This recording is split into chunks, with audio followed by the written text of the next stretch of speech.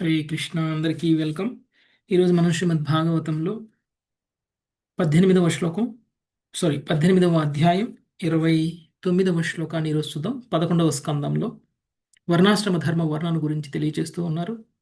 ప్రస్తుతం మనం సన్యాసాశ్రమం యొక్క విధి విధానాల గురించి, సన్యాసాశ్రమంలో ఉన్నటువంటి వ్యక్తి ఏ విధంగా ఉండాలి అనేటువంటి దాని గురించి మనము చూస్తున్నాం. సరే, హరే కృష్ణ.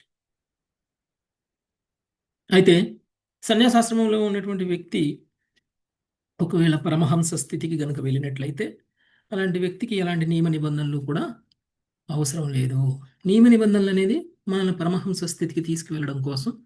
ఒకసారి మనం పరమహంస స్థితిలో ఉన్నప్పుడు ఏ నియమము ఏ నిబంధన లేకపోయినా కానీ మన సాధన యాజ్ యూజువల్గా ఉంటుంది. అంతేకాని దాని అర్థం ఎలా అయినా ఉండొచ్చు అని కాదు. పరమహంస స్థితికి వెళ్ళినటువంటి వ్యక్తి ఎలా అయినా ఉండొచ్చు అని కాదు. పరమహంస స్థితికి వెళ్ళిన ఆయనకి రూల్స్ లేకపోయినా కానీ చేస్తారు. ఓకే, మీరు నియమం పెడితే నియమం కోసమే చేయటం కాకుండా స్వతహాగా అందులో ఆయనకి రుచి దొరుకుతుంది కాబట్టి ఆ సాధన అనేటువంటిది ఆయన కంటిన్యూ చేస్తారు. అది మనం ఇప్పటి వరకు కూడా చూసాం. ఇక 29వ శ్లోకం, సునీత మాతాజీ. బుధో బాలకవత్ క్రీడేత్ కుశలో జడవచ్చరేత్ गोपालकवत् क्रीडेत् कुशलो जडवत्सरेत् వదేధున్మత్తవద్విద్వాన్ గోచర్యాన్నైఘమశ్చరేత్. दुन्मत्तवत् विद्वान् गोचर्यां नैगमाश्चरेत्. భావము పరమహంస పరమ వివేకి అయినను మానవమానములు ఎరుగని బాలుని వలె జీవితమును అనుభవించవలెను. గొప్ప నేర్పరి అయినను జడుని వలె అసమర్థుని వలె వర్తించవలెను. విద్వాంసుడైనను ఉన్మత్తుని వలె సంభాషింపవలెను. వేద నియమములందు నిష్ణాతుడైనను నియమరహితుని వలె చరించవలెను. భాష్యము పరిపూర్ణుడైన ఆత్మదర్శికి జనులు వసగేడి గొప్ప గౌరవం చే తన మనస్సు విచలితమగునని భయంతో పరమహంస సన్యాసి ఈ శ్లోకంలో వర్ణితమైనట్లు తన స్థితిని మరుగుపరుచుకొనును. ఆత్మదర్శి అయిన వాని జీవిత కార్యము భౌతిక జగత్తు పట్ల అనాసక్తుడై ఉండుట, సర్వదా భగవంతుని ప్రసన్నుని చేయుటయే తన జీవిత లక్ష్యము కనుక జనులను ప్రసన్నులను చేయుటకు అతడు యత్నించడు. సాంఘిక గౌరవమును ఎన్నడూను కోరుకొనడు. సాధారణ నియమ నిబంధనలను విడిచిపెట్టినప్పటికీ పరమహంస ఎన్నడూను పాపి లేదా అనైతికుడు కాబోడు. ఒకానొక ప్రత్యేక పద్ధతిలో వస్త్రధారణము చేయుట, కొన్ని విశేష అనుష్ఠానములను కావించుట లేదా ప్రత్యేకముకు తపోవ్రతములను పాటించుట వంటి ధార్మిక కట్టుబాట్లను అతడు ఉపేక్షించును. భగవన్నామమును ప్రచారం కావించుటకు తమ జీవితములో అంకితము కావించినట్టి విశుద్ధ భక్తులు కృష్ణ భక్తిని జనసామాన్యం ఇష్టపడి అంగీకరించులాగున మిగుల దక్షతతో దానిని బోధించవలెను. ప్రచారకులు భక్తి ప్రచారం పేరిట తమ పేరు ప్రతిష్టలను వినుమడింపజేసుకొనుటకు యత్నింపక కృష్ణుని గురించి ప్రచారం చేయవలెను.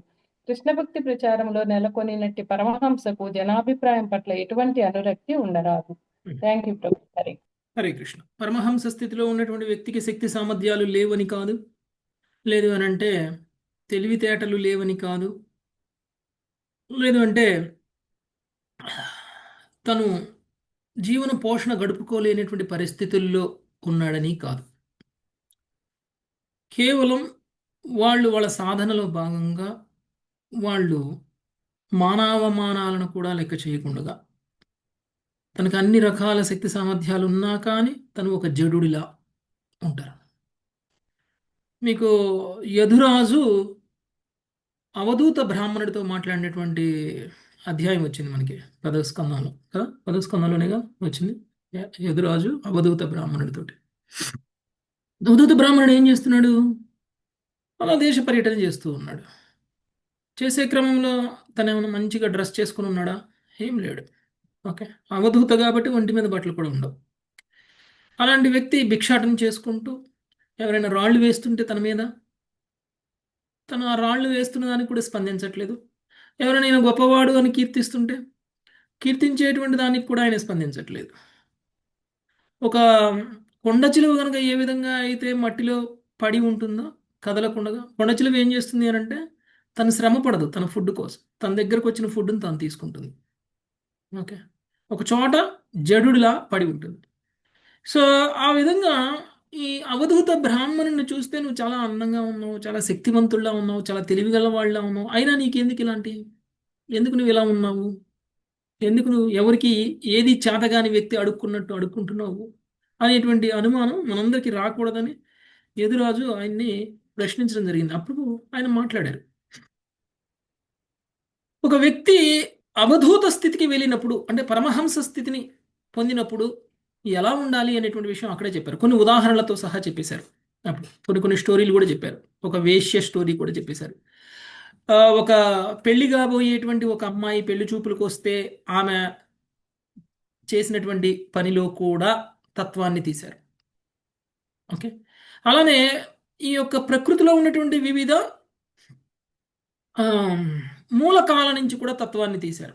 అంటే ప్రకృతిలో ప్రతి విషయము కూడా మనకి నేర్పించేటువంటి గురువే అనేటువంటి భావనలో అవధూత బ్రాహ్మణుడు తెలియచేయడం అనేటువంటిది జరిగింది.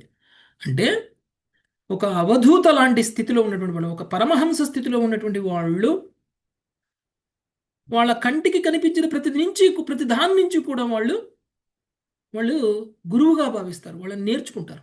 దాని నుంచి కూడా మనం నేర్చుకోవచ్చు అనేటువంటి విషయాన్ని చెప్తారు. మనం అనుకున్న వీళ్ళు మంచి వాళ్ళు కాదు, వీళ్ళు చెడ్డవాళ్ళు కాదు, వీళ్ళు బాగా ఉన్నారు, వీళ్ళు బాగా లేరు అని మనం అనుకుంటాం.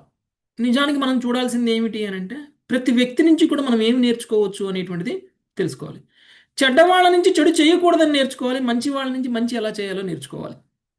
అంతేగాని చెడ్డవాళ్ళ ద్వారా మనము ప్రేరేపితమైపోయి చెడ్డ పనులు చేయడం కాదు, లేదా మంచి వాళ్ళ ద్వారా ప్రేరేపితం కాకుండా, లేదంటే మంచి వాళ్ళ వల్ల ప్రేరేపితమై మనం మంచి పని చేయాలి. సో ఈ విధంగా ఎవరినైనా ఒక వ్యక్తిని చూస్తే నచ్చకపోతే ఎందుకు నచ్చట్లేదో మనం అర్థం చేసుకుని అలా మనం ఉండకుండా చూడాలి. మనం ఇంకొకరికి నచ్చకుండా ఉండకుండా ఉండే విధంగా మనం చూడాలి. అది మనకి ప్రాక్టికల్ ఎగ్జాంపుల్ అనమాట. ఇలా ఉంటే మనకు నచ్చట్లేదు కాబట్టి మనం కూడా ఇలా ఉండకూడదు అనేటువంటి విషయాన్ని తెలుసుకోవడం కోసం ప్రతి వస్తువు నుంచి ప్రతి విషయం నుంచి కూడా మనం నేర్చుకునే విధంగా ఉండాలి. నిష్ణాతుడై ఉండాలి అలా నేర్చుకోవడానికి కూడా. ఓకే. అంత ఉన్నా కానీ నాకు అన్నీ తెలుసు అనేటువంటి భావనలో అసలే ఉండకూడదు. ఓకే. మనం జడభరతుడిని చూస్తే ఆయన చూస్తే అమాయకుడు అనుకున్నారు, పిచ్చివాడు అనుకున్నాడు. ఓకే. కానీ ఆయన నోరు తెరిచి మాట్లాడినప్పుడు రఘుగణుడు చాలా గౌరవం ఇచ్చాడు, పాదాల మీద పడిపోయాడు. అంటే ఒక కృష్ణ భక్తి భావనలో ఉన్నటువంటి వ్యక్తికి గౌరవము అభిమానము అనేటువంటిది ఆటోమేటిక్గా వస్తుంది. దానికోసం మనం చేయాల్సినటువంటి ప్రత్యేకమైనటువంటి శ్రమ అంటూ ఏమీ ఉండదు. కృష్ణ భక్తిలో ఉన్నటువంటి వ్యక్తులు ఎవరైనా సరే గౌరవిస్తారు. మీరు రోడ్డు మీద వెళ్ళండి, మీ తిలక్ చూసే మీకు నమస్కారం చేస్తారు. నేను నిన్న కారులో వస్తున్నాను, నేను వేరే వాళ్ళు ఎవరో ఒక ఫ్యామిలీ బైక్ మీద వస్తున్నారు, రోడ్డు క్రాస్ చేస్తున్నారు, కారు లోపల కూర్చొని నేను డ్రైవింగ్ చేస్తున్నాను. నన్ను చూడగానే ఆయన బైక్ మీద ఉన్న ఆయన కూడా నాకు నమస్కారం పెట్టేశాడు. ఆయనకి తెలిసిపోయింది నేను నేను డివోటీనని. అంటే మనకి గౌరవాన్ని మనం ఏదో కష్టపడి తెచ్చుకోవాల్సినటువంటి అవసరం లేదు. కృష్ణ భక్తి భావంలో ఉన్న వాళ్ళకి గౌరవం అనేటువంటిది ఆటోమేటిక్గా జరుగుతుంది. ఓకే. సో ఈ విధంగా నేర్పరి అయి ఉండి కూడా అసమర్థునిలా ప్రవర్తించాలి. ఓకే. విద్వాంసుడైనా కానీ ఉన్మత్తుని వలె సంభాషించాలి. వేద నియమముల యందు నిష్ణాతుడైనను నియమరహితుని వలె చరించవలను. ఓకే. సో చూడడానికి అలా ఉంటారు వాళ్ళు. నెక్స్ట్ 30వ శ్లోకం. ప్రమీల మాతాజీ. వేదవాధరతో వేదవాధ రతో నస్యాం న పాషాంఢీ న హైతుకః. వేదవాత రతో న స్యాన్ పాషండీ న హైతుకః. శుష్కవాధ వివాదేన కంచిత్ పక్షం సమాశ్రయేత్. శుష్కవాద వివాదేన కంచిత్ పక్షం సమాశ్రయేత్. వేదములందలి కర్మకాండ భాగంలోని సకామ కర్మల యందు భక్తుడు ఎన్నడూ నెలకొనరాదు. అట్లే వేదాదేశములకు విరుద్ధముగా మాట్లాడుచు లేదా వర్తించుచు పాషండు కారాదు. అదే రీతిగా కేవలము తార్కికుని వలె సంభాషించుట గాని వ్యర్థవాదముల యందు ఏ పక్షమును అవలంబించుట గాని అతడు చేయరాదు. భాష్యము. పరమహంస అయిన భక్తుడు తన మహోన్నత స్థితిని మరుగుపరచినప్పటికీ అతనికి కొన్ని కార్యములు నిషిద్ధములై ఉన్నవి.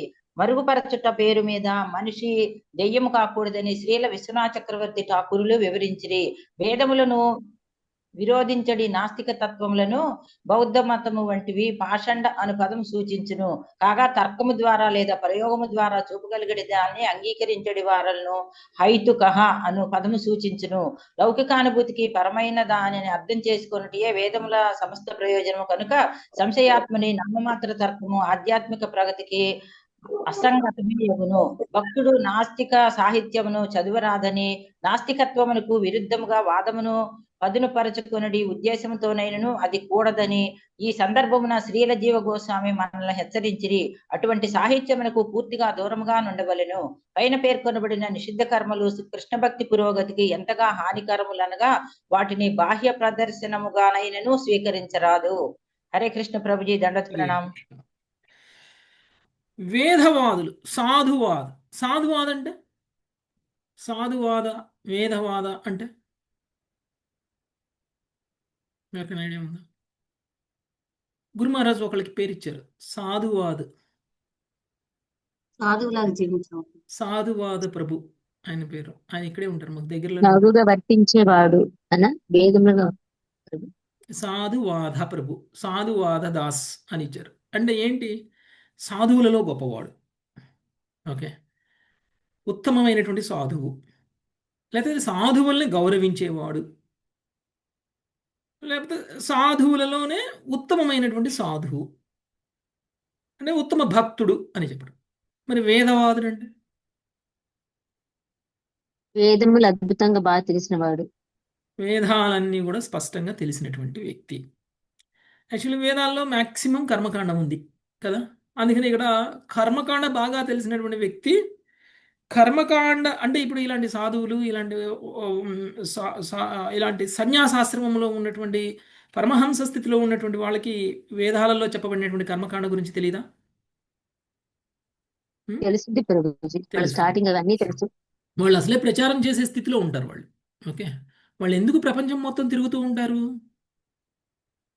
పరివ్రాజకాచార్యులని వాళ్ళని ఎందుకంటారు అనంటే ప్రచారం చేసే నిమిత్తం వాళ్ళు తిరిగి ఉంటారు. ప్రచారం చేయాలంటే వేదాలు తెలిసి ఉండాలి కదా, వేదాల యొక్క సారం తెలిసి ఉండాలి, వేదాలు కూడా తెలిసి ఉండాలి. మరి అలాంటి వ్యక్తులు కర్మకాండ చెయ్యకూడదు అనేటువంటిది ఇక్కడ చెప్పబడింది. అంటే సాధు పురుషులు, అవధూత స్థితిలో ఉన్నటువంటి వాళ్ళు, లేదా పరమహంస స్థితిలో ఉన్నటువంటి వాళ్ళు కర్మకాండకి దూరంగా ఉండాలి. కర్మకాండ ఎవరికి ఉద్దేశించబడింది అని అంటే భక్తులు కాని వాళ్ళకి ఉద్దేశించబడింది. మనం అందరం కూడా కర్మకాండ చేయకూడదు అని అన్నాం. అసలు కర్మకాండ అంటే ఏమిటి అంటే దేవీ దేవతల ఆరాధన, లేదు అని అంటే యజ్ఞాలైనా యాగాలైనా ఏదైనా సరే భౌతికమైనటువంటి కోరికల కోసం చేసేటువంటిది ఏదైనా సరే కర్మకాండ. చివరికి దేవీ దేవతల ఆరాధన కూడా భౌతికమైనటువంటి లాభాలే వస్తాయి. ఓకే, ఇవన్నీ కూడా మనము చేయొచ్చా చేయకూడదా, మన స్థితి ఏమిటి? ఓకే, ఒక భక్తుడు భక్తిలో పురోగమించాలి అనుకున్నటువంటి వ్యక్తి, దేవాది దేవుడైనటువంటి శ్రీకృష్ణ భగవానుణ్ణే ఆశ్రయించినటువంటి వ్యక్తి, ఆశ్రయం పొందినటువంటి వ్యక్తి, అంటే కృష్ణుని దేవాది దేవుడిగా అంగీకరించినటువంటి వ్యక్తి. ఎస్పెషల్గా చెప్పాలంటే మనకి కృష్ణుడి మీద ప్రేమ లేకపోవచ్చు, మనకి కృష్ణుడి మీద భక్తి లేకపోవచ్చు, కానీ కృష్ణుని దేవాది దేవుడిగా అంగీకరించినా సరే ఇక మనం కర్మకాండ చేయాల్సినటువంటి అవసరం లేదు, కర్మకాండ చెయ్యకూడదు. కర్మకాండ మనల్ని కృష్ణ భక్తిలో నుంచి పతనం చేస్తుంది. స్వయంగా కృష్ణుడే చెప్పారు ఈ మాట. మీరు చేసేటువంటి పుణ్యకార్యాలు, మీరు చేసేటువంటి యజ్ఞాలు, మీరు చేసేటువంటి యాగాలు, మీరు చేసేటువంటి ఎలాంటి ధార్మిక కర్మలైనా సరే మిమ్మల్ని భక్తిలో పురోగమించకుండా చేయడానికి అవరోధాలు అవుతున్నాయి అనేటువంటి విషయాన్ని తెలియజేశారు. స్వయంగా కృష్ణుడు తెలియజేశారు. అంటే మనము కర్మకాండకి దూరంగా ఉండాలి అనేటువంటి విషయం చెప్తున్నారు. ఓకే, ఇది కేవలం పరమహంస స్థితిలో ఉన్నటువంటి భక్తుల గురించే కాదు, మనకు కూడా. ఓకే, మనం ఇప్పుడు ఇలా చేస్తేనే మనం రేపొద్దున మనం వాళ్ళలా కృష్ణ భక్తులు అవ్వగలుగుతాం, లేకపోతే అవ్వలేం. ఓకే, సో వేదాదాశాలకి విరుద్ధంగా మాట్లాడుచు వర్తించుచు పాషాండు కూడా కానాదు. వేదాల యొక్క ఆదేశం ఏముంది? వేదైశ్చ సర్వైర్ అహమేవ వేద్యం అంటే ఏంటి? కృష్ణ భక్తి గురించి మాట్లాడాలి మనం, కృష్ణ భక్తికి విరుద్ధంగా మనం మాట్లాడకూడదు. ఓకే, ఇంకొకటి, నేను వేదాలన్నీ చదివాను, నాకు కృష్ణుడు అంటే ఏంటో తెలుసు, నాకు కృష్ణ భక్తి యొక్క ప్రాముఖ్యత తెలుసు, నేను ఒక మనిషి జీవితం ఎలా ఉండాలో తెలుసు, కాబట్టి నేను తర్కం చేస్తాను, తర్కం చేసి అందరినీ ఓడిచ్చేస్తాను వేదాల గురించి మాట్లాడే వాళ్ళందరినీ వాళ్ళ విమర్శ చేసి వాళ్ళ యొక్క వాళ్ళు అనుకునేటువంటి విషయాలు తప్పు అని రుజువు చేయడానికి నా జ్ఞానాన్ని ఉపయోగిస్తాను అనేటువంటి భావంలో పరమహంస స్థితిలో ఉన్నటువంటి భక్తుడు ఆలోచించకూడదు. ఓకే, ఒకవేళ ఎవరైనా సరే వేదాల గురించి మాట్లాడుతున్నారు అని అంటేనే అదే చాలా గొప్ప విషయం. ఒకవేళ భక్తుడు కాకపోయినా కర్మకాండ కూడా చేస్తున్నారు అని అంటే అది కూడా గొప్ప విషయమే. భక్తుడు కాని వాళ్ళకి భక్తులకి చెప్పే విషయాలు చెప్పకూడదు. భగవద్గీతలో 3వ అధ్యాయంలో 26వ శ్లోకంలో వస్తుంది, అభక్తులతో మనం ఎలా ఉండాలి అనేటువంటి విషయం కృష్ణుడు చెప్తున్నాడు. అంటే కృష్ణ భక్తి భావనలో కర్మ చేయనటువంటి వ్యక్తుల పట్ల మనం కరుణను చూపించాలి అనేటువంటి విషయాన్ని తెలియజేశారు. ఓకే, అంటే మనం ఎప్పుడైనా సరే కర్మకాండ చేసేటువంటి వ్యక్తుల్ని నువ్వు ఎందుకు కర్మకాండ చేస్తున్నావు, హరే కృష్ణ మహామంత్రం చెయ్యి అని మనం వాళ్ళని మందలించకూడదు. ఓకే, ఎందుకు అంటే వాళ్ళకి హరే కృష్ణ మహామంత్రం మీద ప్రేమ ఉండకపోవచ్చు, దాని మీద విశ్వాసం ఉండకపోవచ్చు. దానివల్ల మనం వాళ్ళని కర్మకాండ చేసేటువంటి కర్మ నుంచి కూడా ఆపేసామనుకోండి, వాళ్ళు ఏం చేస్తారు, అప్పుడు పోయి జంతువుల్లా ప్రవర్తిస్తారు, జంతువుల్లా బ్రతుకుతారు. అలా ఉండకూడదు. కాబట్టి భక్తిలో వివిధ స్థాయిలు ఉన్నాయి, ఆధ్యాత్మిక స్థితిలో కూడా వివిధ స్థాయిలు ఉన్నాయి. ఏ స్థాయిలో ఉన్న వాళ్ళు చేసేటువంటి ఆరాధన, ఏ స్థాయిలో ఉన్నటువంటి వాళ్ళు చేసేటువంటి సాధన, ఆ స్థాయిలో ఉన్నటువంటి వాళ్ళని చెయ్యాలి. మనమందరం కూడా అలానే వచ్చాం, వాళ్ళని కూడా అలానే రానివ్వాలి. నువ్వు ఇది చేయకూడదు, ఈ గుడికి వెళ్ళకూడదు, ఆ గుడికి వెళ్ళకూడదు, ఆ పూజ చేయకూడదు, ఈ పూజ చేయకూడదు అనకూడదు. చేస్తున్నావా, ఓకే మంచిది, చెయ్యి. కానీ భగవద్గీతను కూడా చదువు, భగవద్గీతలో కృష్ణుడు చెప్పిన దాన్ని కూడా అర్థం చేసుకో. మనము కొంచెంగా వాళ్ళకి కృష్ణుడి యొక్క తత్వాన్ని అర్థమయ్యేలా చెప్పాలి తప్ప ఉన్నది వదిలేయి అని చెప్తే అది ప్రచారం కాదు. అలాంటి ప్రచారం వల్ల నెగిటివ్ రిజల్ట్స్ వస్తాయి కానీ పాజిటివ్ రిజల్ట్స్ రావు. ఓకే, మనం పాటించే స్థాయిలోనే అందరూ మనలాగానే పాటించాలి అని అనుకోవడం కూడా ప్రచారంలో ఒక తప్పు, మనం చేసేటువంటి పెద్ద తప్పు.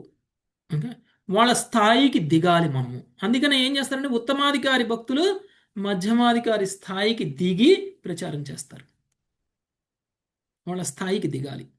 ఓకే, శివుడు కూడా అందుకే విభూది పూసుకుంటాడు, పులి చర్మం కప్పుకుంటాడు, అశుద్ధంగా కనిపిస్తారు, పిశాచులతోటి లేకపోతే గణాల చుట్టూ తిరుగుతూ ఉంటారు, సాయం సంధ్య వేళల్లో గణాలను వేసుకొని తిరుగుతూ ఉంటారు, పిశాచులను వేసుకొని తిరుగుతూ ఉంటారు, శ్మశానాలలో ఉంటారు. ఇవన్నీ ఎందుకు చేస్తున్నారు? ఆ స్థాయిలో ఉన్నటువంటి వాళ్ళని ఉద్ధరించడం కోసం వాళ్ళ దగ్గరికి వాళ్ళలా వెళ్తున్నారు. ఎవరైనా సరే ప్రేతాత్మలు ఉన్నారనుకోండి, ప్రేతాత్మల్ని ఎవరు ఉద్ధరిస్తారండి? ప్రేతాత్మ అంటే పూర్తిగా పతనం, ఒక శరీరం కూడా పొందలేనటువంటి స్థితిలో ఉన్నటువంటి ఒక వ్యక్తి, జంతు శరీరం కూడా పొందడానికి అర్హత లేనటువంటి ఒక జీవుడు ప్రేతాత్మ. అంటే ఇంకా పాపాలకి మించిన పాపాలు చేసినటువంటి వాళ్ళు అనమాట. ఓకే, పాపాలు చేసిన వాళ్ళకి ఏదో జంతు శరీరం వస్తుంది, జంతు శరీరం పొందే అర్హత కూడా లేనటువంటి ప్రేతాత్మలు కొంతమంది ఉంటారు. అలాంటి వాళ్ళకి ఉద్ధరించేటువంటి వాడు ఎవరండి? శివుడు. ఓకే, సో అలాంటి ఒక ఉత్తమమైనటువంటి వైష్ణవుడు అనమాట. ఓకే, మనమందరం వైష్ణవులు అని చెప్పుకుంటాం. కానీ వైష్ణవులుగా మన యొక్క ధర్మం ఏమిటి అని అంటే భక్తి భావనలో లేనటువంటి వాళ్ళని భక్తిలోకి తీసుకురాగలగడమే వైష్ణవుడి యొక్క ధర్మం. అది ఏ స్థాయిలో ఉన్నటువంటి భక్తుల్ని, మన భక్తిలో ఎక్కువగా స్థాయి పెరిగి ఉందనుకోండి, అంటే మనం చాలా ఆధ్యాత్మికంగా పురోగమించి ఉన్నాం అనుకోండి, అప్పుడు నాస్తికుల దగ్గరకు కూడా వెళ్ళి మనం ప్రచారం చేయొచ్చు. ఓకే, భక్తిలో ఆల్రెడీ ఎంతో కొంత విశ్వాసం ఉన్నటువంటి వ్యక్తిని కృష్ణ భక్తి భావంలోకి తీసుకురావడం పెద్ద కష్టమేం కాదు కదా. మనలాంటి వాళ్ళు ప్రయత్నం చేసిన భక్తులు అయిపోతారు. ఆల్రెడీ సాత్వికంగా ఉన్న మనిషిని కృష్ణ భక్తి చెయ్యి అంటే ఈజీగా చేస్తారు. దానికి పరమహంసలు దిగి రావాలా? ఆల్రెడీ మీకు కృష్ణుడు అంటే విశ్వాసం ఉంది, నాలాంటి వాళ్ళు చెప్పినా వింటున్నారు మీరు. అదే కృష్ణుడి మీద విశ్వాసం లేనటువంటి వ్యక్తికి నేను చెప్తే సాధ్యం కాదు, వినలేరు. వాళ్ళు వినరు కదా, మనల్ని కూడా వాళ్ళలా మార్చేస్తారు. అందుకనే మనలాంటి వాళ్ళు అలాంటి వాళ్ళ సాంగత్యంలోకి వెళ్ళకూడదు. కృష్ణ భక్తిలో లేనటువంటి వాళ్ళకి, నాస్తికుల యొక్క సాంగత్యంలోకి మనలాంటి వాళ్ళు వెళ్తే మనం కూడా నాస్తికులమైపోతాం. దానికి పరమహంసలే రావాలి. అంటే శివుడి స్థాయిలో ఉన్నటువంటి వాళ్ళు, శివుడి లాంటి వాళ్ళు మాత్రమే ఆ ప్రేతాత్మలు పిశాచులతో ఉన్నా కానీ వాళ్ళలా మారరు. మనలాంటి వాళ్ళు అయితే మారిపోతారు. ఓకే, అందుకని వాళ్ళే వాళ్ళని ఉద్ధరించగలరు. ఓకే, సో ఇలాంటి వేదాలలో చెప్పబడినటువంటి కర్మకాండాలకి వాళ్ళు దూరంగా ఉంటారు. అలానే వాళ్ళు వేదాలను కూడా ఖండించరు, విరుద్ధంగా మాట్లాడరు. మాట్లాడేవాళ్ళు పాషాండులు అని అంటారు. తార్కికుని వలె సంభాషించుట కానీ వ్యర్థవాదనముల యందు ఏ పక్షమును అవలంబించుట కానీ అతడు చేయరాదు. ఓకే, ఒక ఇద్దరు ఆర్గ్యూ చేసుకుంటున్నారు అనుకోండి, ఆధ్యాత్మిక విషయాల పట్లనే, లేదంటే శాస్త్రం గురించి ఆర్గ్యూ చేసుకుంటున్నారు అనుకోండి, నువ్వు కరెక్టు నేను తప్పు, నేను తప్పు నువ్వు రైటు, ఏదో ఒకటి అనుకుంటూ ఉంటున్నారు అనుకోండి, అలాంటి ఆర్గ్యుమెంట్స్లోకి వెళ్ళాల్సిన అవసరం కూడా లేదు. ఓకే, ఎవరో ఒక పక్షం తీసుకొని నువ్వు చెప్పింది తప్పు నువ్వు చెప్పింది రైటు అని అనాల్సినటువంటి అవసరం కూడా లేదు. అలా కూడా ఉండకూడదు. వీళ్ళు చాలా మౌనంగా ఉంటారు వీళ్ళు. ఇది ఉత్తమాధికారి భక్తులు అన్నమాట ఇది. Okay, next 31 శ్రీవాణిమత. శ్రీవాణిమత నోద్విజేత జనాధీరో జనం చోద్వేజయేన్నతు. శ్రీవాణి మాతాజీ హరే కృష్ణ ప్రభుజీ. 31వ శ్లోకం. ఓకే ప్రభుజీ. నోద్విజేత జనాధీరో జనం చేద్వేజయేన్నేతు అతివాదాం స్థితిక్షేత నావమన్యేత కంచన. అతివాదాం స్థితిక్షేత నావమన్యేత కంచన. దేహముద్దిశ్య పశువ వైరం కుర్యాన్న కేనచిత్. దేహముద్దిశ్య పశువత్ వైరం కుర్యన్న కేనచిత్. ముని ఎవరి వలనను భీతి చెందరాదు లేదా కలత చెందరాదు. అట్లే అతడెన్నడను ఇతర జనులను భయపెట్టరాదు లేదా కలత పెట్టరాదు. ఇతరులు చేసేది అవమానమును అతడు సహించవలెను. ఎవరిని అతడు అవమానించరాదు. భౌతిక దేహం కొరకు అతడు ఎవరితోనూ వైరమును తయారు చేసుకొనకూడదు. లేనిచో అతడు పశుతుల్యుడే యగును. భాష్యము. శ్రీ చైతన్య మహాప్రభు ఇట్లు పలికిరి. తృణాదపి సునీచేన తరోరిన సహిష్ణున అమానీన మానదేన కీర్తనీయ సదా హరిహి. రహదారి అందలి తృణము కన్నను తాను తక్కువ ఎనడి నమ్రభావమును కలిగి వృక్షము కన్నను అధికమైన ఓర్పును కూడి మిథ్యాహంకారమును విడనాడి ఇతరులకు సమస్త గౌరవమును వసుకుటకు సిద్ధపడిన స్థితి అందే శ్రీకృష్ణ భగవాన్ని పవిత్ర నామమును ఉచ్చరించవలెను. అటువంటి మనోస్థితి అందే మనుజుడు శ్రీకృష్ణుని పవిత్ర నామమును నిరంతరము కీర్తించగలడు. వైష్ణవుడు ఎన్నడనో తన దేహము మనస్సు లేదా వాక్కులతో ఇతర జీవుని కలత పెట్టరాదు. అతడు సర్వదా ఓర్పు కలవాడై ఉండి ఎవరిని అవమానించరాదు. వైష్ణవుడు కృష్ణుని కొరకు దానవులకు విరుద్ధముగా ప్రబలముగా వర్తించును. తన పేరు ప్రతిష్టల విషయంలో అత్యంత వినమ్రుడై ఉండును. హరే కృష్ణ ప్రభుజీ. హరే కృష్ణ. సో ముని ఎవరి వలన భీతి చెందరాదు లేదా కలత చెందరాదు. ఎవరు ఏం చేస్తారో అనేటువంటి భయం ఎవరికి ఉండదండి? శుద్ధ భక్తులకి. మనల్ని రక్షించేవాడు మనకి ఎవరో హాని తలపెడతారు అన్నటువంటి వాళ్ళకంటే శక్తివంతుడైనప్పుడు మనకు ఆ భయం ఉండదు కదా. నేను శక్తివంతుణ్ణి, నన్ను నేను రక్షించుకోగలను అనేటువంటి భావనలో ఉన్నటువంటి వాళ్ళకి మనకంటే శక్తివంతుడు ఎవరైనా వస్తారేమో, మనల్ని ఏమైనా చేస్తారేమో అనే భయం ఉంటుంది. ఓకే, లేదంటే మనల్ని రక్షించే ఒక బాడీ గార్డ్ని పెట్టుకున్నాం అనుకోండి, ఆ బాడీ గార్డ్కి అంత పరిమితి ఉంటుంది ఆయన శక్తికి కూడా.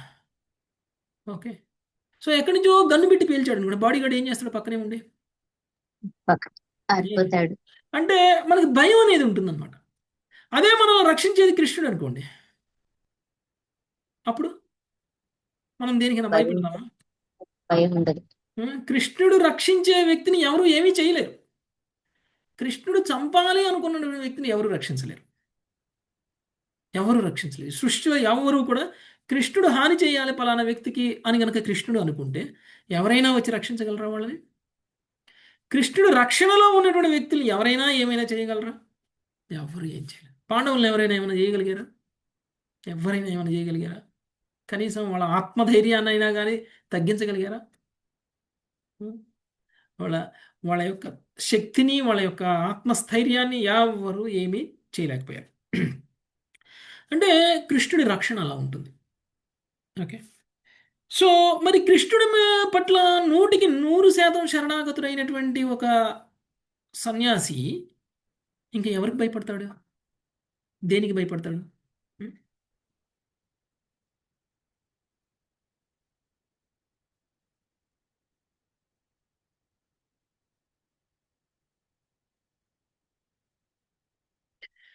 ఓకే. సో ఈ విధంగా ఎవరికి భయపడాల్సినటువంటి అవసరం లేదు. అట్లనే అతడు ఎన్నడను ఇతర జనులను భయపెట్టరాదు. సరే, నాకు నాకు కృష్ణుడి అండ ఉంది, నన్ను ఎవరు ఏం చేయలేరు, ఎవరినైనా సరే నేను ఏమైనా ఇంకొకటి ఇలాంటి వాళ్ళకి ఆ, సిద్ధులు కూడా ఉంటాయి కదా. ఇలాంటి వాళ్ళకి సిద్ధులు కూడా ఉంటాయి. వాళ్ళు ఎవరినైనా ఏమైనా చెప్పించారంటే అది జరిగి తీరుతుంది. ఓకే. నేను వేదాలు చదివాను, నేను మహామంత్రాన్ని నేను గత 40 సంవత్సరాలుగా 30 సంవత్సరాలుగా జపిస్తూ ఉన్నాను, నా నాలిక మీద ఏ మాట వస్తే ఆ మాట నిజమై తీరుతుంది, కాబట్టి నేను ఎవరినైనా సరే శపించవచ్చు అనేటువంటి భావనలో వాళ్ళు ఉండకూడదు. అంటే మనల్ని చూసి ఎవరు భయపడేలా ఉండకూడదు కదా. అది ఎవరుంటారు అంటే పూర్తిగా లౌకికంగా ఉన్నటువంటి వ్యక్తులు వాళ్ళ యొక్క శక్తి సామర్థ్యాలను ప్రదర్శించి నా శక్తి సామర్థ్యాలకి అవతల వాళ్ళు లొంగిపోయి ఉండాలి అని కోరుకుంటారు. వేణరాజు ఏం చేశాడు? వేణరాజు కథలో మనకు వస్తుంది. ఉం? వేణరాజు రోడ్డు మీద నడుస్తుంటే ఒక మదపుట ఏనుగు రోడ్డు మీద నడిస్తే ఎలా అయితే జనాలు పారిపోతారో అలా పారిపోతారు. పట్టారు. ఉం? అలా పారిపోతారు. మదపుట ఏనుగు పిచ్చి ఏనుగు అనమాట. అది అది ఎవరినైనా ఏమైనా సరే చేసేస్తుంది అని ఏనుగు ముందు నిలబడి ఎదుర్కొంటారా ఎవరైనా? ఎదుర్కోరు. ఏం చేస్తారు? రోడ్ల మీద జనాలు పారిపోతూ ఉంటారు. అలానే వేణరాజు నడుస్తున్నా కానీ రోడ్డు మీద ఒక్క పురుగు కూడా ఉండదు, పారిపోతారు. అంటే వాళ్ళ శక్తి సామర్థ్యాలను ప్రదర్శిస్తారు. ఎవరైనా సరే కనిపించారనుకోండి, ఏంటి నా ముందు తలెత్తుకొని నిలబడతావా నువ్వు అని తల ఖండించేస్తాడు. ఓకే. ఇంకొకళ్ళు తలెత్తుకొని నిలబడడానికి భయపడాలి. మీరు సినిమాలు చూస్తుంటారా? సినిమాల్లో హీరో ఎవరినో కొట్టి భయపెట్టడం, పక్కనున్నది ఎన్నో ఎరక్కొట్టి భయపెడతాడు కదా. చూసారా? అలాంటి సినిమాలు కూడా ఉంటాయి. కొడితే భయపడటం ఒక రకం, కొట్టకుండానే భయపెట్టడం ఇంకొక రకం. గోడ పగలగొట్టి గోడ పగలగొట్టు, లేకపోతే అక్కడున్న మాతాజీ బాగా సినిమాలు చూస్తారనుకుంటా. ఇది వరకు ప్రభు చెప్పడు అయింది కూడా. సో అంటే ఏంటి?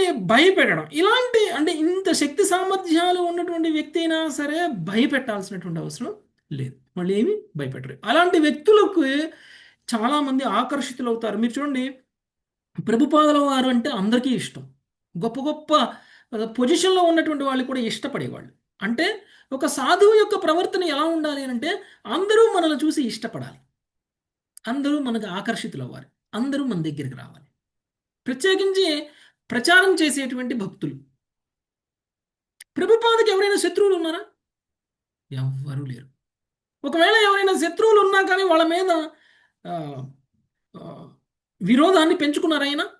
లేదు అని అంటే ఈయన పోయి వాళ్ళని ఎలా అయినా నాశనం చేయాలి అని అనుకున్నారా? అనుకోలేదు. ఓకే. సో ఈవెన్ మన గురు మహారాజుని కూడా చూడండి, ఎవరు శత్రువులు లేరు.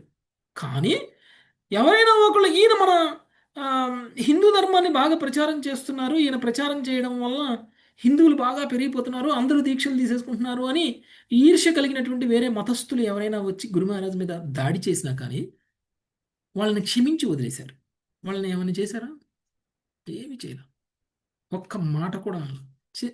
నిజానికి ఇక్కడ కట్ చేశారు. ఓకే. గురు మహారాజ్కి కత్తి పెట్టి దాడి చేశారు. చేసినా కానీ గురు మహారాజ్ వాళ్ళని వదిలేశారు. జైలు శిక్ష కూడా వేయించాల. అంటే వాళ్ళకి జాలి గుణం ఉంటుంది, క్షమించి వదిలేస్తారు. మనకి ఎలా ఉంటుంది? పగ, ప్రతీకారం. మనం మాట అంటేనే పడం, ఇంకా ఎవరైనా వచ్చి ఏదైనా చేస్తే ఊరుకుంటామా? మన ముందు అనకపోయినా ఎవరి ముందు అన్నా కానీ వాడు అంతు చూడాలనుకుంటాం మనం, మన గురించి కదండి. మన గురించి మన ముందు అనకపోయినా ఎవరి ముందు అన్నా కానీ వాడు అలా అన్నాడా, వాడు అంతు చూస్తానుండు అని అంటాం మనం. ఇది సాధువు యొక్క లక్షణం కాదు. ఓకే. ఒక సాధు పురుషుడు సహించాలి, అవమానాన్ని కూడా సహించాలి.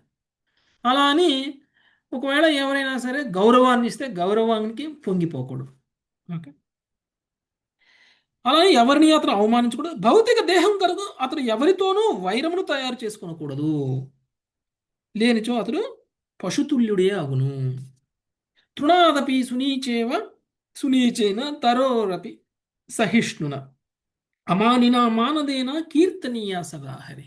ఎలా ఉండాలి ఒక భక్తుడు అనేటువంటి విషయాన్ని ఆ, మనకి చైతన్య మహాప్రభు శిక్షాష్టకంలో తెలియజేశారు కదా. ఆయన 8 శ్లోకాలు శిక్షాష్టకంలో ఇచ్చినవి. ఒక భక్తుడు ఎలా ఉండాలి అనేటువంటి విషయాల్ని పదే పదే మనం గుర్తు చేసుకోవడం కోసం ఆయన ఇచ్చినటువంటి ఉపదేశం. చైతన్య మహాప్రభు ఇచ్చిన ఒకే ఒక ఉపదేశం శిక్షాష్టకం. ఆయన ఇంకేమీ రాయలేదు. ఎందుకు చైతన్య మహాప్రభు అంత జ్ఞానవంతుడై అంత పండితుడై కేవలం శిక్షాష్టకం మాత్రమే ఇచ్చాడు? మరి రూపగోస్వామి లాంటి వాళ్ళు ఎన్ని గ్రంథాలు రాశారు? ఎందుకు చైతన్య మహాప్రభు తన లైఫ్ టైంలో ఎందుకు రాయలేదు? సమస్త వేదాల సారం దాంట్లోనే ఇచ్చారు ప్రభుజీ, అయినా సరే శిక్షాష్టకంలో. అయినా సరే ఎందుకు రాయలేదు? ఇంకా రాయొచ్చు కదా, చాలా రాయొచ్చు కదా. మనందరికీ తెలియజేయడం కోసం చైతన్య మహాప్రభు చాలా చాలా చాలా చాలా రాయొచ్చు కదా. తన పూర్వాచార్యులు అన్ని చెప్పారు కదా ప్రభు, అందువల్ల పూర్వాచార్యులు ఏమో అప్పటికి రాయలేదు. తర్వాత వచ్చేవాళ్ళు రాస్తారన్న ప్రభు తన భక్తులు. తర్వాత వచ్చేవాళ్ళు రాస్తారు. యాక్చువల్గా రూపగోస్వామి ఒక కవిత రాశారు, ఒక అష్టకం రాశారు. రాసి మొత్తం రాసిన తర్వాత దాన్ని ఏం చేశారు, దాన్ని మడిచి వాళ్ళకున్న గుడిసె, పూరి గుడిసెలు ఉంటాయి కదా పైన, ఏమంటారు, సూర్యులు పెట్టేశారు. ఎందుకు అంటే నేను చైతన్య మహాప్రభువు ముందు ఫలానా తత్వము చెప్పే అంత గొప్పవాడినా, నాకు అంత అర్హత ఉందా? నేను రాసిన దాంట్లో ఎన్నో తప్పులు ఉంటాయి. చైతన్య మహాప్రభే చెప్పాలి ఏదని చెప్తే, నేనెందుకు చెప్పడం, ఆయన ఉండంగా అని అనుకున్నారు ఆయన. ఇప్పుడు చైతన్య మహాప్రభు ఏమన్నారంటే, నువ్వు, ఆయన ఏం చెప్పలేదు నేను రాశాను ఒకటి సూర్యులో పెట్టాను అని ఏం చెప్పలేదు. ఓకే, చైతన్య మహాప్రభు అన్నారు, మీరు చాలా పండితులు, మీరు రాసిన దాంట్లో తప్పులు ఉండవు. ఓకే, మీరు ఒకవేళ నా ముందు మీరు మీ యొక్క తెలివితేటల్ని లేకపోతే మీ యొక్క జ్ఞానాన్ని ప్రదర్శించటం లేదంటే అది మిమ్మల్ని మీరు తక్కువగా చేసుకుంటున్నారు, అది అది విశుద్ధ భక్తుల యొక్క లక్షణం. ఓకే, కానీ చైతన్య మహాప్రభు ఏమన్నారంటే, నేనేమి రాయను, మీరే రాయండి. ఇంకొకటి, చైతన్య మహాప్రభు చెప్పిన విషయాలనే వాళ్ళు రూపగోస్వామి రాశారు కదా. చైతన్య చరితామృతం ఇవన్నీ ఎలా వచ్చినాయి? భక్తిరసామృత సింధువు రూపగోస్వామి రాశారు. కానీ ఎవరి దగ్గర నుంచి తెలుసుకొని రాశారు? చైతన్య మహాప్రభు నుంచి తెలుసుకునే రాశారు. సో ఈ విధంగా నెక్స్ట్ జనరేషన్లో ఉన్నటువంటి వాళ్ళు లేదంటే గోస్వాముల స్థాయిలో ఉన్నటువంటి వాళ్ళు వాళ్ళ ద్వారా రాపించడం కోసం చైతన్య మహాప్రభు వాళ్ళకి బోధనలు చేశారు, కానీ ఏమి బుక్స్ రూపంలో రాయలేదు. ఆయన చేసినటువంటి ఒకే ఒకటి ఏంటంటే శిక్షాష్టకం. అందులో ఏం చెప్పారు అని అంటే, తృణము కన్నా కానీ తక్కువగా మనల్ని మనం భావించాలి, మనం గొప్పవాళ్ళము అనేటువంటి భావనలో ఉండకూడదు. మనకంటే తక్కువ తెలియగలవాడు వీడు, మనకంటే ఎక్కువ తెలియగలవాడు వీడు అనేటువంటి భేదభావం మనం చూపించకూడదు ఎవరితోటి. అందుకనే వ్యాసాసనం మీద కూర్చొని చెప్పేటువంటి వ్యక్తి ఎలాంటి వ్యక్తి అయినా సరే మనం ఆయన గౌరవించాలి. ఆ వ్యక్తి చెప్తున్నటువంటి దాన్ని మనం వినాలి. మనకంటే తక్కువ ఎక్స్పీరియన్సా, తక్కువ వయసా, తక్కువ సమయం నుంచి కృష్ణ భక్తి భావంలో ఉన్నాడా అనేటువంటి దాంతో సంబంధం లేకుండా వ్యాసాసనం మీద ఆయన కూర్చున్నారు అని అంటే వ్యాసుళ్ళనే గౌరవించాలి.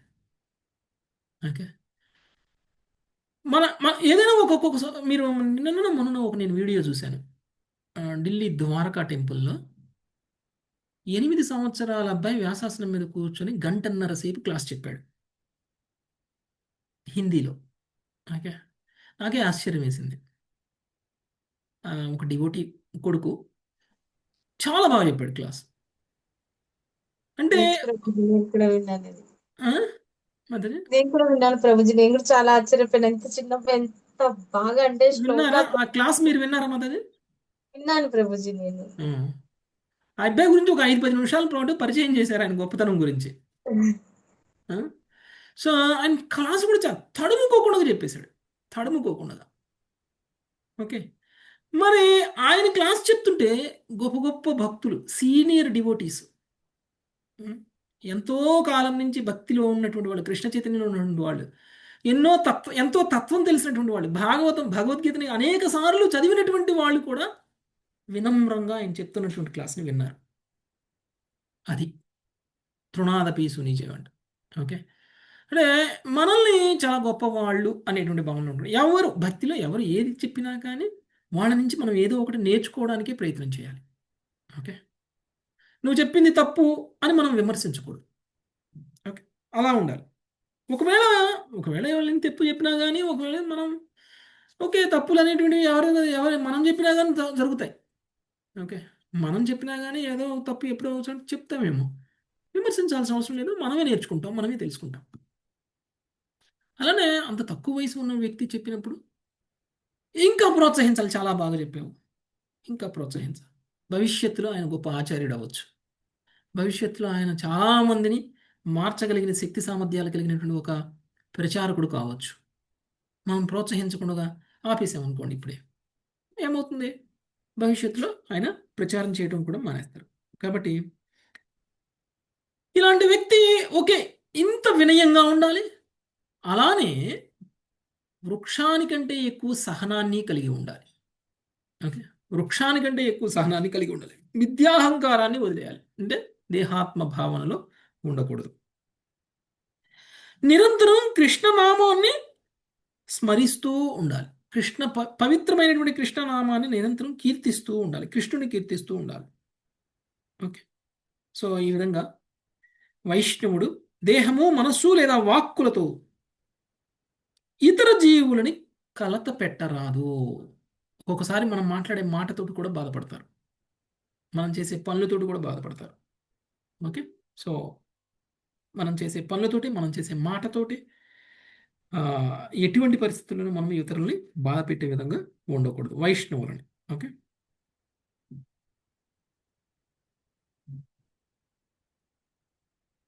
నెక్స్ట్ 32 ఇందుమతి మాతాజీ. ఏక ఏవ పరో హ్యాత్మా భూతేష్వాత్మన్యవస్థిత.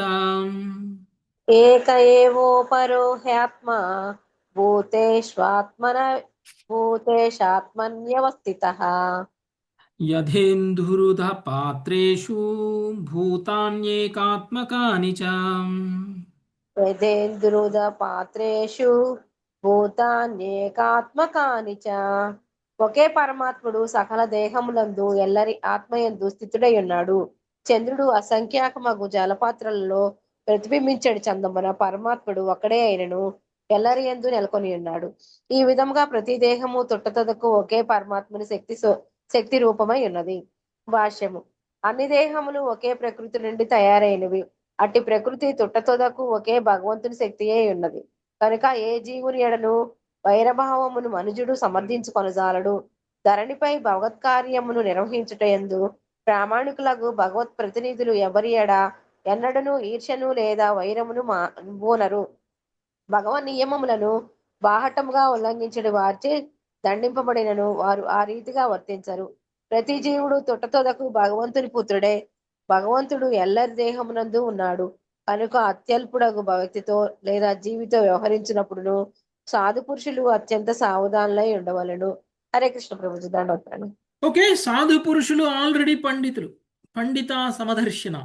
ఓకే, సో వాళ్ళు ఎవరిని చూసినా కానీ పరమాత్మ భావంలోనే చూస్తారు. అందరిలోనూ పరమాత్మ నెలకొని ఉన్నాడు అనేటువంటి భావంలో వాళ్ళు చూస్తారు.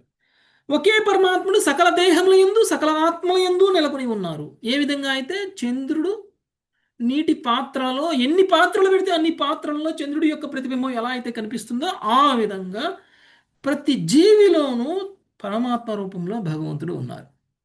అలా అని ఎవరి పరమాత్మ వాళ్ళు వేరు వేరు కాదు. ఏ విధంగా అయితే చంద్రుడు ఒక్కడే ఎలానో అలానే భగవంతుడు కూడా ఒక్కడే, పరమాత్మ కూడా ఒక్కడే. కానీ ప్రతి జీవిలోనే విస్తరించి ఉన్నాడు. ఆత్మలోకి కూడా వెళ్తారు పరమాత్మ. ఆత్మకి ఆత్మ ఎవరు?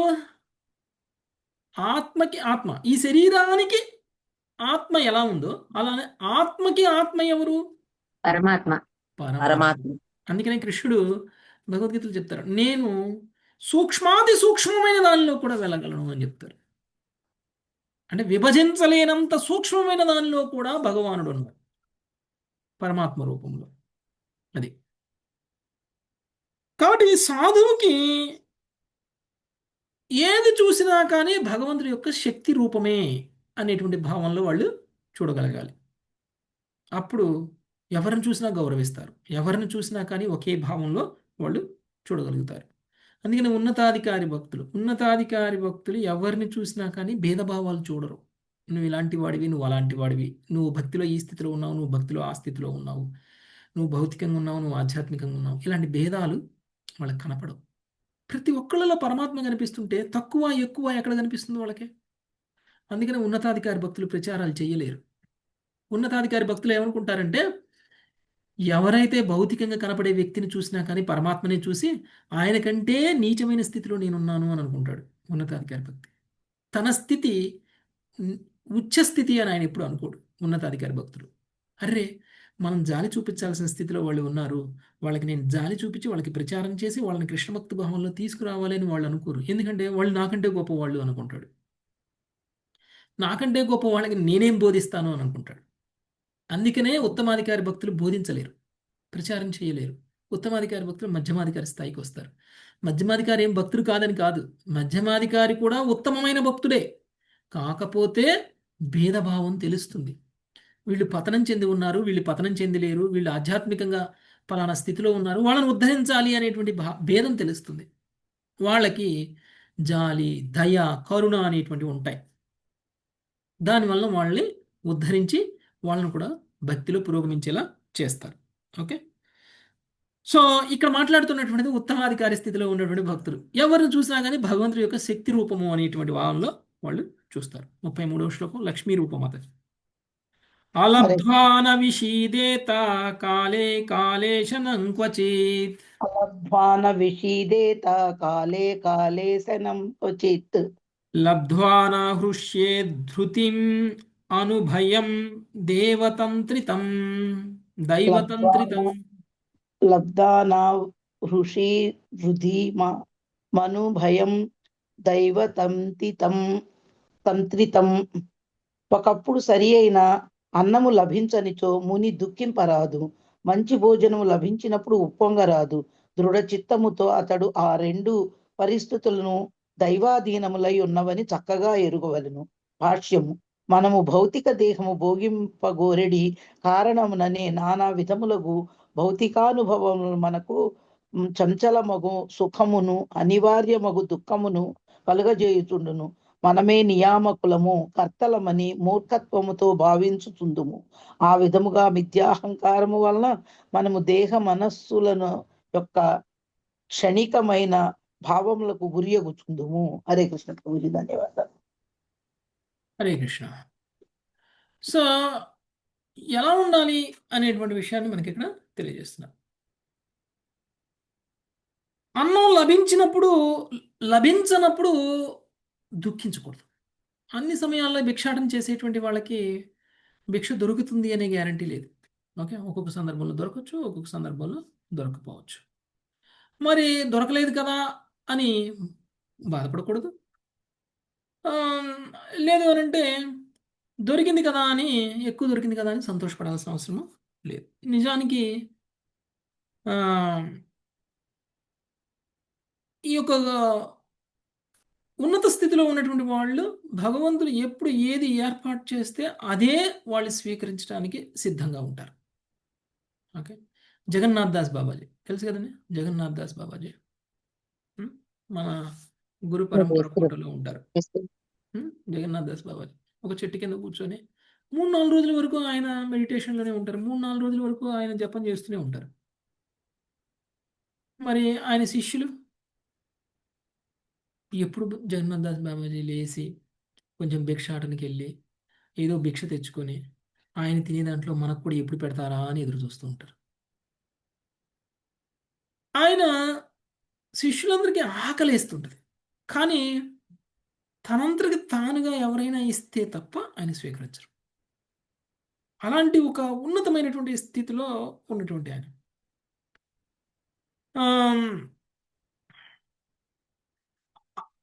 ఒకసారి శిష్యులకి చెప్పారు, ఈరోజు మనకి ప్రసాదం ఏర్పాటు కాబోతుంది అని చెప్పారు. ఓకే, అంటే ఈరోజు మనకి, అంటే అప్పటి వరకు 2 రోజులు పాపం తినలేదు. ఆయనకి ముందే తెలుసు ఎప్పుడు వస్తుంది అనేది ప్రసాదం. శిష్యులందరూ ఎదురు చూస్తున్నారు, ఈరోజు మనకి ప్రసాదం వస్తుంది అని. అంటే ఆ రోజు సాయంత్రమే ఎవరో వచ్చి నేను చపాతీలు ఒక 5-6 చపాతీలు ఇచ్చిపోయారు. ఆ రోజు శుభ్రంగా వాళ్ళు అందరూ కలిసి ప్రసాదం తీసుకున్నారు. అంటే జగన్నాథ దాస్ బాబాజీ స్థితి ఎలా ఉంది అని అంటే, రాని రోజు బాధపడలేదు, వచ్చిన రోజు సంతోషపడలేదు. సో ఆ విధంగా లభించిన దానితోటే సంతృప్తిగా ఉండేటువంటి వాళ్ళు దృఢచిత్తంతో అతడు 2 పరిస్థితులు ఎందులో దైవాధీనములై ఉన్నవిగా చక్కగా ఎరగవలను. వచ్చినా భగవంతుడి దయ వల్ల వచ్చింది, రాకపోయినా భగవంతుడు ఇవ్వలేదు కాబట్టి రాలేదు. ఓకే అనేటువంటి భావనలో వాళ్ళు ఉండాలి. నెక్స్ట్ 34. ప్రభుజీ చిన్న డౌట్ ప్రభుజీ. సాధారణంగా అలాంటి గురువులకి మరి శిష్యులు భిక్షాటనకి వెళ్తారు కదా, అంటే ఇక్కడ ఈ శిష్యులు వెళ్ళరా భిక్షాటనకి? వెళ్ళలేదు. అంటే గురువు వెళ్ళలేదు, శిష్యులు వెళ్ళలేదు. మామూలుగా అయితే శిష్యులు భిక్షాటన చేసి తీసుకొచ్చి పెట్టచ్చు, కానీ ఈయన 3 రోజులు ఆయన ధ్యానంలోనే ఉండి ఈయన తింటలేదు కదా. మరి ఈయన తిననప్పుడు వాళ్ళు ఎలా తింటారు? వాళ్ళు తినరు. సో ఆ విధంగా ఆయన ఎప్పుడు తింటారా, ఒకవేళ వీళ్ళు భిక్షాటన చేసి తీసుకొచ్చినా వీళ్ళు తినరు. ఆయన ఎప్పుడు తింటారా అని ఎదురు చూస్తూ ఉంటారు. ఆయన ఎప్పుడు లెగుస్తారో తెలియదు కాబట్టి వీళ్ళు కూడా ఇంకా అట్లానే తింటే అప్పుడే వీళ్ళు తింటారు. నెక్స్ట్ 34వ శ్లోకం. రామారావు ప్రభుజీ. రామారావు ప్రభుజీ. మంజులత మాతాజీ. మంజులత మాతాజీ.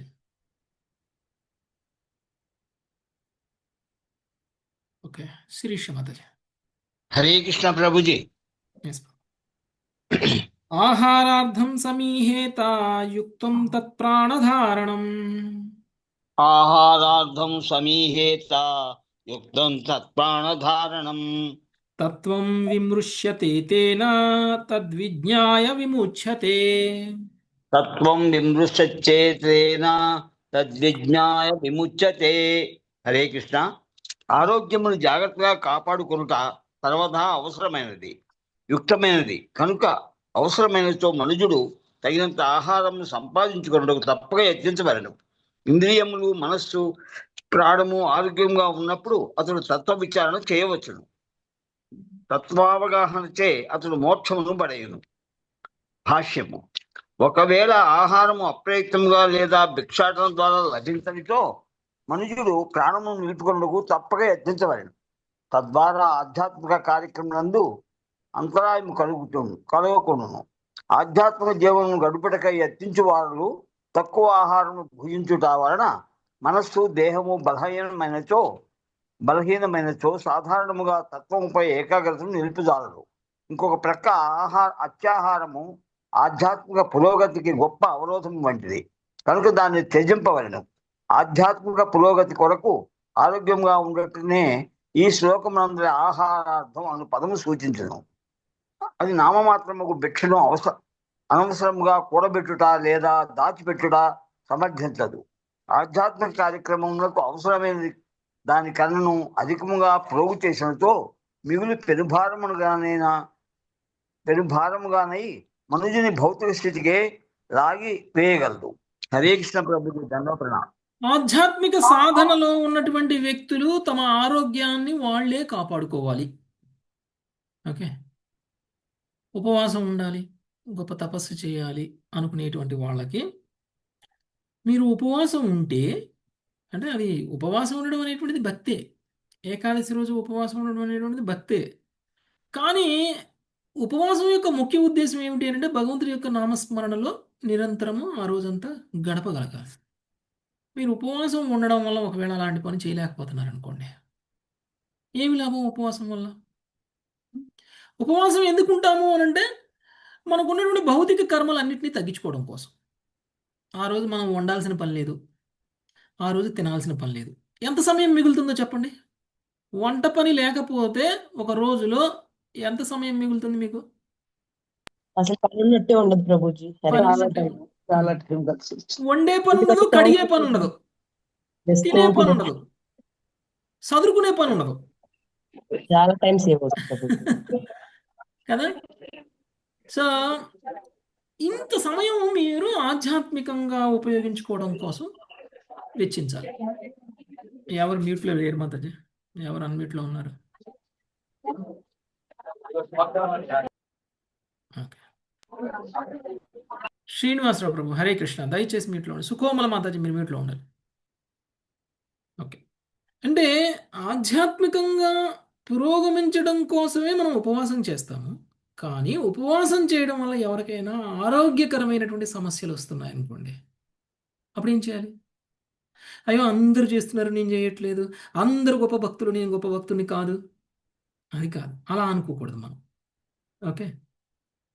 మన ఆరోగ్యాన్ని జాగ్రత్తగా చూసుకుంటేనే మనం ఆధ్యాత్మికంగా పురోగమించగలం. మన ఆరోగ్యం మన బాధ్యత. ఓకే. కాబట్టి అందరూ మితంగా ఆహారం స్వీకరించాలి. మితంగా స్వీకరించాలి. మితంగా స్వీకరించాలి. అధికంగా కూడా స్వీకరించకూడదు. చాలా ఎక్కువగా తినే వ్యక్తికి తమో గుణంలోకి వెళ్ళిపోతారు, నిద్ర వస్తుంది, ఆధ్యాత్మికంగా వాళ్ళకి సమయం ఉండదు. మితంగా ఎందుకు స్వీకరించాలంటే శరీర పోషణ కోసం ఎంత అవసరమో అంతే స్వీకరించాలి. కొంతమంది చాలా ఎక్కువగా తినేస్తారు, నచ్చింది కదా అని ఎక్కువ తినేస్తారు, నచ్చలేదు కదా అని తినడం మానేస్తారు. అలా చేయకూడదు. నచ్చినా నచ్చకపోయినా ఒక శరీరం పోషించుకోవడం కోసం ఎంత అవసరమో అంత స్వీకరించాలి. ఓకే. కొన్ని సందర్భాల్లో ఇలాంటి సన్యాసి స్థితిలో ఉన్నటువంటి వాళ్ళు భిక్షాటన ద్వారా అయినా సరే వాళ్ళు వాళ్ళ ఆహారాన్ని సంపాదించుకుంటారు. లేదంటే సునాయాసంగా ఎవరైనా సరే దానం చేస్తే వచ్చేస్తుంది, అలా కూడా వాళ్ళు స్వీకరించవచ్చు. కొన్ని సందర్భాల్లో భిక్షాటన చేసిన లేదంటే తనంతరికి అదే కూడా ఆహారం వాళ్ళకి లభించలేదనుకో, ఆకలితో మండిపోతూ ఉంటారు. అలాంటి సందర్భాలను వాళ్ళు ఏం చేయొచ్చు? వాళ్ళు ప్రయత్నం చేసైనా సరే ఆహారాన్ని సంపాదించుకుని తినచ్చు. నేను ఆధ్యాత్మికంగా పురోగమించిపోయాను, నాకు సునాయాసంగా వాళ్ళ దానంతరకు అదే వచ్చినప్పుడు మనం స్వీకరిద్దాం, అప్పటిదాకా ఎండిపోదాం, అప్పటిదాకా అనారోగ్యంగా పాలైనా పర్వాలేదు, అప్పటిదాకా బీపీ డౌన్ అయిపోతుంది, షుగర్ లెవెల్స్ డౌన్ అయిపోతాయి. దానివల్ల మనం ఏం చేస్తామండి ఆధ్యాత్మిక సాధన? కళ్ళు తిరిగి మూర్ఛ వచ్చి పడిపోతాం. మూర్ఛ వచ్చి పడిపోయినటువంటి వ్యక్తి ఏం ఆధ్యాత్మిక సాధన చేస్తాడు? చేయలేడు. ముందు మనం శరీరంలో ఆరోగ్యంగా ఉండడానికి అవసరమైనంత ఫుడ్ని మనం సంపాదించుకోవడం తప్పు లేదు. ఓకే. దాన్ని మనం భిక్షాటన ద్వారా అయినా పొందేటువంటి ప్రయత్నాన్ని చేయాలి. నెక్స్ట్ 35వ శ్లోకం, రాధారాణి మాతాజీ. యదృచ్ఛయోపపన్నానాం న మధ్యాశ్రేష్టముతాపరం. హరే కృష్ణ ప్రభు. నోద్విచేత జనార్ది హీరో జనం చోద్వేజయేన్నతు. ఏం చదువుతున్నారు మాతాజీ మీరు? నేనేం చెప్తాను, మీరేం చదువుతున్నారు? 18వ అధ్యాయం 35వ శ్లోకం 11వ స్కందం. యదృచ్ఛయోపపన్నానాం అధ్యాశ్రేష్టముతాపరం. 31st శ్లోక కదా ప్రభుజీ? 31st నాది సరిగా వినిపించట్లేదు ప్రభుజీ, సౌండ్ చాలా ప్రాబ్లం. 35 మాతాజీ కదండి? 35ఏగా? 198 పేజ్ అని చెప్పండి. యదృచ్ఛయోపపన్నానాం న మధ్యాశ్రేష్టముతాపరం. యాదృచ్ఛయోపపన్నానామాద్రేశ్రేష్టముతాపరం. తథా వాసస్తథా శయ్యాం ప్రాప్తం భజేన్ముని. తథా వాసస్తథా శయ్యాం ప్రాప్తం భజే జన్ముని. వాటంతట అవిగా లభించినట్టి ఆహార వస్త్ర శయ్యలను అవి ఉత్తమములే గాని నీచములే గాని ముని తప్పక స్వీకరించవలెను. ప్రభుపాదుల వారి భాష్యము. ఒకప్పుడు ప్రయత్నం లేకుండానే ఉత్తమమైన భోజనము లభించవచ్చును, మరొకప్పుడు రుచి లేనటువంటి ఆహారము లభించవచ్చును. షడ్రోషోపేతమైన భోజనము తనకు లభించినప్పుడు ముని ఆనందముతో ఉప్పొంగ రాదు. అట్లే దానంతట అదే లభించినటువంటి సాధారణమైన అన్నమును అతడు కోపంతో నిరాకరించరాదు. ఒకవేళ ఆహారమే లభించినచో గడిచిన శ్లోకంలో పేర్కొనబడినట్లు అతడు పస్తులు లేకుండుటకై యత్నించవలెను. ముని అయినను ఎంతో కొంత వ్యవహారిక బుద్ధిని కలిగి ఉండవలనని ఈ శ్లోకం వల్ల స్పష్టపడుచున్నది. హరే కృష్ణుడు. నాకు మీరేది ఇచ్చినా వద్దు అన్నట్లు ఉండకూడదు ముని. ఓకే. ఒకవేళ బట్టలు ఎవరైనా ఇచ్చారనుకోండి, పడుకోవడానికి ఏమన్నా బెడ్‌షీట్లు ఇచ్చారనుకోండి, లేదు అనంటే ఆహారం ఇచ్చారనుకోండి, అవి ఉత్తమమైనవా, నీచమైనవా, మంచిగుందా, మంచిగా లేదా, రంగు బాగుందా, రంగు బాగోలేదా, ఇలాంటివన్నీ చూడకూడదు. ఓకే. ఎలా ఉన్నా వాటిని స్వీకరించొచ్చు. సో, అంటే కొంచెం వ్యవహారిక బుద్ధి అనేటువంటిది మునికి ఉండాలి. ఏది స్వీకరించొచ్చు, ఏది స్వీకరించకూడదు. ఓకే. ఓకే. ఇక్కడికి ఆపుదాం మాతాజీ. 35 శ్లోకాస్ అయినాయి. 36 శ్లోకం నుంచి మళ్ళీ మనం రేపు చూద్దాం. Thank you very much. Hare Krishna. వంచాకల్పతరుభ్యశ్చ కృపా వైష్ణవేభ్యో నమః. హరే కృష్ణ హరే కృష్ణ హరే హరే హరే హరే రామ హరే రామ రామ రామ హరే రామ రామ హరే రామ రామ హరే హరే. హరే రామ రామ రామ హరే హరే.